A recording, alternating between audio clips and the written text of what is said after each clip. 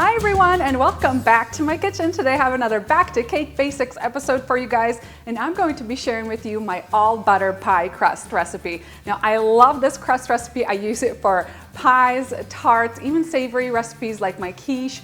It's so good, it's flaky, it's buttery, and it bakes in the oven to like this crisp perfection. It's just melt in your mouth delicious, and I love it that it just requires 4 simple ingredients. You can have this dough ready and chilling in the fridge in just 5 minutes. Let me show you how to make it. Now, before I get to my ingredients, I want to talk about the different methods of preparation for this pie crust. Now, my all-time favorite, easiest way of making a pie crust dough is to use a food processor. It's super easy. You just throw that butter in there, throw the flour, add the water, and it comes together in like 30 seconds. Now, if you don't have a food processor, you could use a pastry cutter. So what this is going to do is crumble that butter into the flour. You're going to have little bits of flour, and you can achieve the same thing if you don't have a pastry cutter with 2 forks. So there's just so many different methods of doing this, and I'll include more details on my blog post. Just head on down into that video description box below. And now onto our ingredients.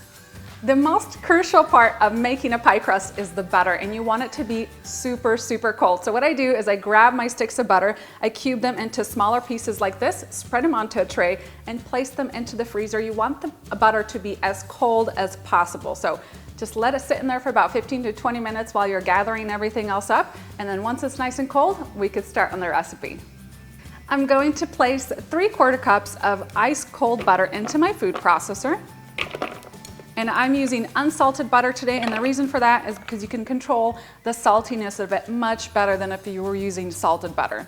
And then add in 1 3/4 cups of all-purpose flour and 1/4 teaspoon of salt.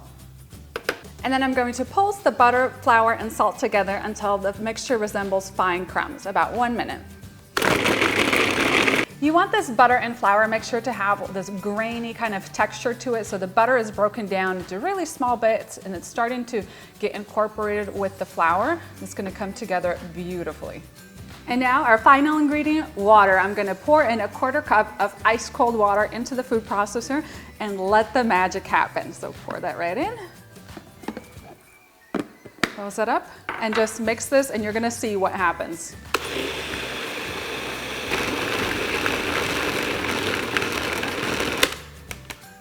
Check that out. A ball of dough forms in just 30 seconds. And then lay a piece of plastic onto your work surface and then transfer the dough out. I just love how easy it is to make in a food processor.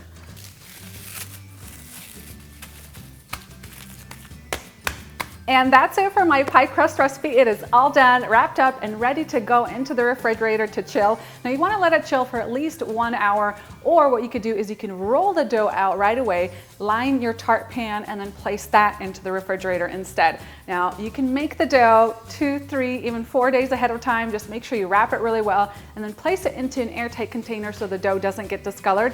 And this recipe will make the perfect crust for a 10 or 11-inch tart, or you can use this recipe for 1 8-inch pie if you want to do a top layer of the crust as well. And I have one more tip for you guys to make the perfect pie, tart, or quiche crust every time, and that is to minimize the handling. The dough needs to be cold, and if you've ever had a tart crust or a pie crust that you're baking blind just start to shrink down on you, you know exactly what I mean. It is so frustrating because it can really ruin a recipe. So minimize the handling. Your hands are actually really warm. They transfer that heat almost instantaneously, and it starts to melt the butter in the dough.